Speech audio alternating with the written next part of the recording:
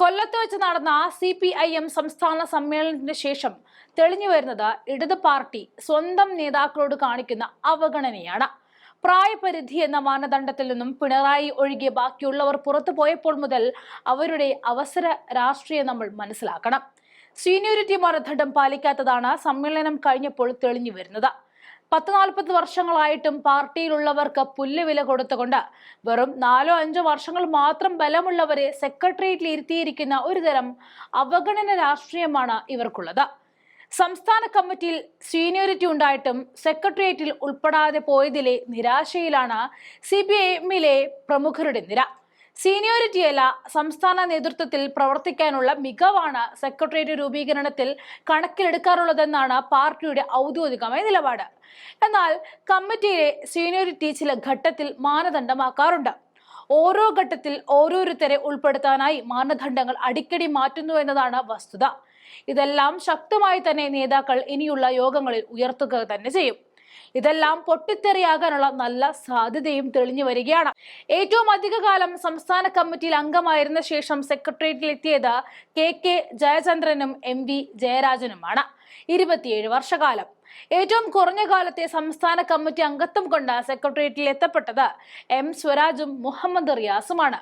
റിയാസിന്റെ വരവ് ഏത് വഴിയാണെന്ന് നമുക്ക് എല്ലാവർക്കും അറിയാം. സംസ്ഥാന സമിതിയിൽ എത്തി 4 വർഷം കൊണ്ട് സെക്രട്ടേറിയറ്റിലെത്തി. പിണറായിയും തോമസ് ഐസകും 11 വർഷത്തെ സംസ്ഥാന കമ്മിറ്റി അംഗത്വത്തിന് ശേഷമാണ് സെക്രട്ടേറിയറ്റിലെത്തിയവര്. M വിജയകുമാറും P Jayarajan, J Mercykuttyamma എന്നിവരും ഏറെ നാളായിട്ട് സംസ്ഥാന സമിതിയിലുള്ളവരാണ്.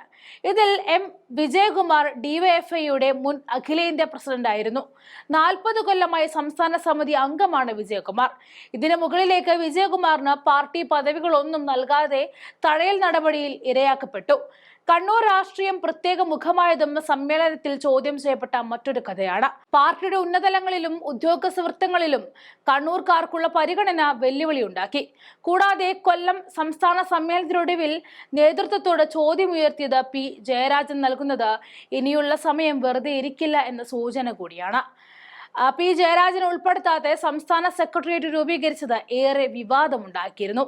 പാർട്ടിയിൽ സീനിയോറിറ്റി നടപ്പാക്കാത്തത് ജയരാജനെ ചൊടിപ്പിച്ചു. ഈ സാഹചര്യത്തിലാണ് സംസ്ഥാന കമ്മിറ്റിക്ക് നൽകിയ 2 പരാതികളിൽ ചർച്ചയും മറുപടിയും ഇല്ലാത്തത് എന്തുകൊണ്ടെന്നായിരുന്നു ചോദ്യം. ഇനി സംസ്ഥാന കമ്മിറ്റികളിൽ ഈ വിഷയം ഇദ്ദേഹം ചർച്ചയാക്കും. EP ജയരാജനെ PJ കടന്നാക്രമിക്കുമെന്ന് സാരം വരികയാണ്. പാർട്ടി വേദികളിൽ മാത്രമാകും PJ ആഞ്ഞടിക്കുക.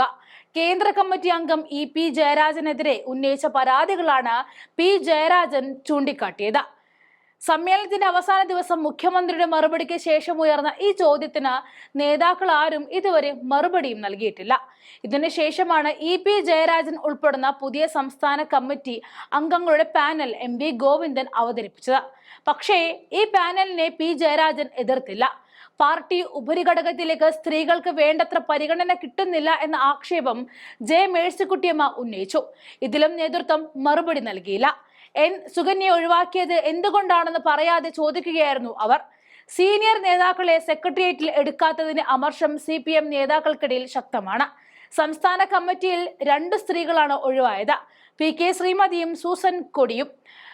പകരം K ശാന്തകുമാരിയും R ബിന്ദുവും വന്നു. സെക്രട്ടേറിയറ്റിൽ നിന്നും ശ്രീമതി ഒഴിഞ്ഞപ്പോൾ KK ശൈലജയെ ഉൾപ്പെടുത്തി. അംഗങ്ങളുടെ എണ്ണത്തിന് പരിധിയുള്ളത് കൊണ്ടാണ് വീണ ജോർജിനെ സംസ്ഥാന കമ്മിറ്റി സ്ഥിരം ക്ഷണിതമാക്കിയത്. സെക്രട്ടേറിയറ്റിലേക്ക് പല മുതിർന്ന ആളുകളെയും ഒഴിവാക്കി.